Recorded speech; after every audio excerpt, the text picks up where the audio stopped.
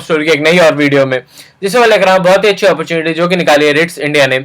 और ये एक मिनिस्ट्री ऑफ रेलवे का डिपार्टमेंट है जिसमें काफी अच्छी अपॉर्चुनिटी निकली है, क्योंकि इसमें एक परमानेंट अपॉर्चुनिटी निकली है फॉर द लॉयर्स। और अगर आप एक लॉयर है जिसे परमानेंट अपॉर्चुनिटी में जाना है तो ये अपॉर्चुनिटी आपके लिए काफी अच्छी हो सकती है। साथ ही साथ इसमें बहुत ही कम लेवल ऑफ एक्सपीरियंस मांगा गया है, तो आपको इस वीडियो को लास्ट तक जरूर देखना है। और साथ ही साथ आप इस वीडियो को बिल्कुल स्किप मत करिएगा, क्योंकि इसमें काफी इंपॉर्टेंट पॉइंट्स बताने वाला हूँ आपको।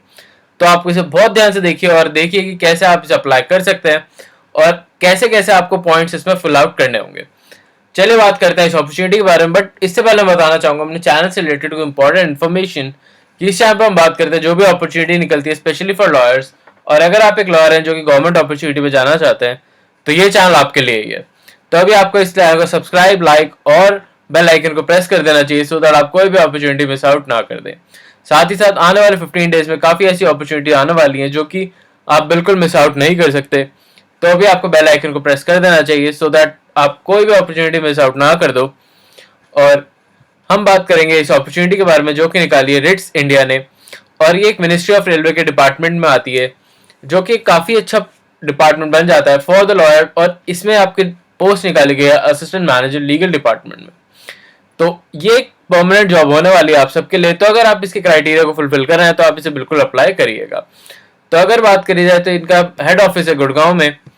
और अगर मैं देखूं तो इनमें पोस्ट निकाली गई है असिस्टेंट लीगल मैनेजर के लिए, जिसमें अनरिजर्व कैटेगरी के लिए एक पोस्ट निकाली गई है।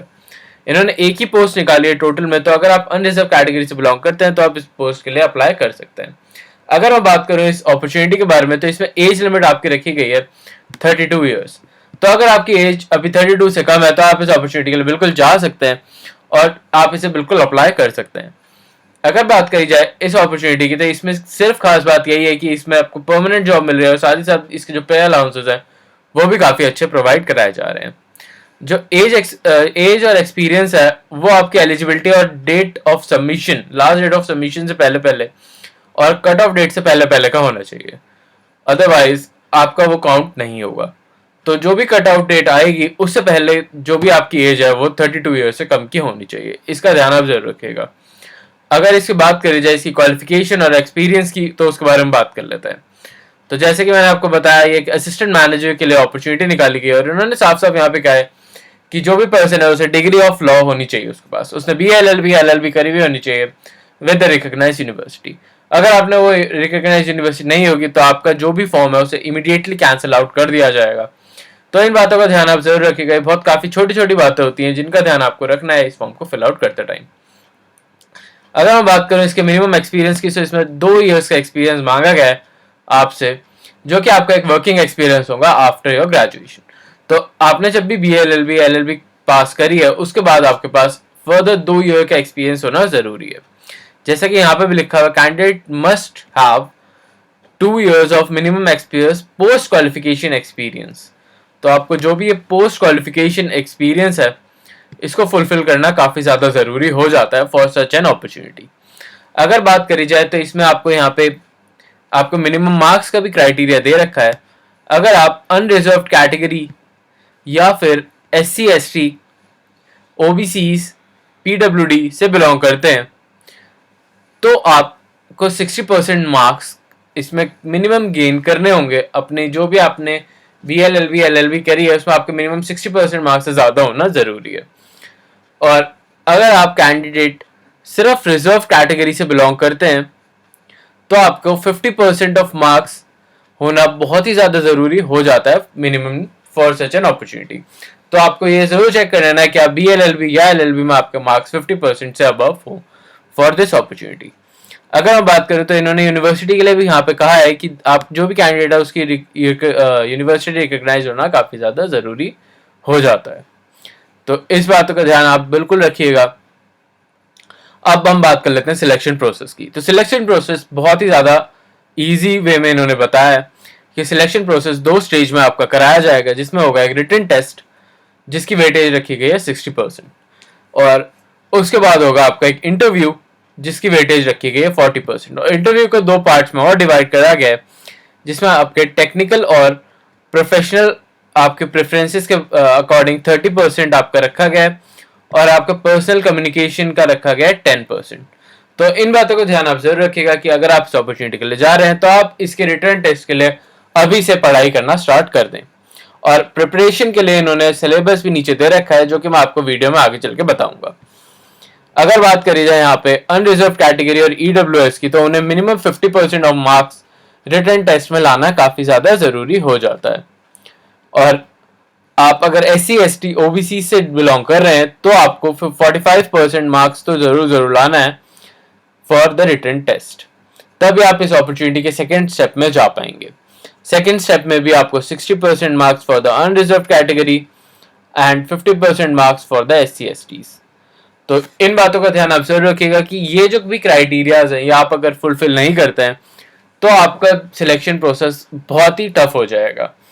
और इन्होंने रेशियो भी यहाँ पे 1:6 का दे रखा है, जिसमें नंबर ऑफ वैकेंसी जो भी कैंडिडेट इसे भरेंगे उसमें नंबर 1:6 का रेशियो लगाया जाएगा और उसके बेसिस पे उन्हें सिलेक्ट किया जाएगा फॉर द प्रोसेस। तो इन बातों का ध्यान आप जरूर रखिएगा कि ये काफी टफ होने वाला आपके लिए एग्जाम, तो आपके इसके लिए अच्छे से प्रिपरेशन स्टार्ट कर दें। और अगर आपको कोई भी प्रॉब्लम होती है तो आप मुझे कमेंट्स में बता सकते हैं, सो दैट मैं आपकी वहीं के वहीं हेल्प कर सकूं। अगर आगे बात करी जाए तो इन्होंने आपकी एज रिलैक्सेशन और भी बाकी सारी चीजों के बारे में बात करी है। अगर बात करी जाए इसमें रिक्रूटमेंट प्रोसेस की, तो आपकी जो भी रिक्रूटमेंट रेम्यूनरेशन होगी उसके बारे में इन्होंने यहाँ पे काफी अच्छे से आपको बता रखा है। जो आपका पे स्केल होगा वो 40,000 से लेकर 1,40,000 तक रखा गया है, और जो आपकी अप्रोक्सीमेटली CTC रखी गई है वो है 14.27 लाख। तो ये आपका काफी अच्छी CTC और काफी अच्छा पे स्केल बन जाता है फॉर अ लॉ ग्रेजुएट जिसके पास 2 years ऑफ एक्सपीरियंस हो। तो अगर आप इस अपॉर्चुनिटी के लिए जाना चाहते हैं तो आप इसे जरूर भरिएगा। और इसके एग्जामिनेशन फीस के बारे में भी यहाँ पे दे रखा है। अगर आप जनरल और OBC कैटेगरीज से हैं तो आपकी होगी 600 प्लस टैक्सेस, और EWS SC ST और PWD कैंडिडेट्स के लिए होगी 300 प्लस टैक्सेस। को जो भी ऑनलाइन फॉर्म जो भी आपको फिल आउट करना है उसका मैंने डिस्क्रिप्शन में आपको लिंक दे दिया है, जहां पे जाकर आप इसे अप्लाई कर सकते हैं। और ये एप्लीकेशन फीस पे करते ही आप इसके एक कैंडिडेट बन जाएंगे और आपको रिटन एग्जाम के लिए प्रिपरेशन स्टार्ट कर देनी होगी। रिटन एग्जाम के लिए ये 6 सिटीज दे रखी हैं, जिनमें से आप कोई भी सिलेक्ट करके आप वहां पे अपना सेंटर चूज कर सकते हैं। तो आपको ये जरूर ध्यान रखना है कि आप अपने नियरेस्ट सेंटर को चूज करें, सो दैट आप वहां पे जल्दी से पहुंच सकें और रीच आउट कर सकें और आप पढ़ाई में अपना पूरी तरह ध्यान लगा सकें। साथ ही साथ सिलेबस इन्होंने यहाँ पे दे ही रखा है रिटन टेस्ट का, जिसमें arbitrational, Indian contract act, code of civil procedure, right to information, labour law, constitution, company law, criminal law और बाकी सारे लॉज को इंक्लूड किया हुआ है। तो या तो आप इसको फिर दोबारा से एक बार पढ़ लीजिएगा, या फिर आप इन सबको और अच्छे से पढ़िएगा, सो दैट आप इस अपॉर्चुनिटी का एक पार्ट बन सके और इसे अच्छे से अप्लाई कर सके। साथ ही साथ जैसे कि मैंने आपको बताया, मैंने आपको सारे लिंक्स डिस्क्रिप्शन में दे दिए हैं, जहां पे आप जाके इसे अप्लाई कर सकते हैं। आपको अपने डॉक्यूमेंट्स को इसमें अपलोड करना होगा और पेमेंट करनी होगी, जो कि इन्होंने एक सिंपल स्टेप दे रखा है। और जो भी आप डॉक्यूमेंट्स इसमें अपलोड करेंगे, साथ ही साथ आपको उनकी हार्ड कॉपी भी लेके जानी होगी at the time of interview. तो इन बातों का ध्यान बहुत ज्यादा रखिएगा कि जब भी आप इस फॉर्म को फिल आउट करें तो जो भी आप डॉक्यूमेंट्स डाल रहे हैं उनकी एक हार्ड कॉपी अपने पास जरूर रखें, जो कि आप इंटरव्यू में लेके जा सकें। और आपको जो भी इसमें डॉक्यूमेंट्स लगाने हैं उनकी लिस्ट बहुत ही सिंपल दे रखी है, जैसे कि 2 photos, high school marksheet, SC ST certificate proof, PAN card proof, इन सब का आपको डॉक्यूमेंट्स यूज करने होंगे। आई होप आपको अपॉर्चुनिटी अच्छे से समझ आ गई हो। अगर आपको फिर भी कोई डाउट होता है तो आप मुझसे कमेंट्स में पूछ सकते हैं, so that I can help you और guide you for the further.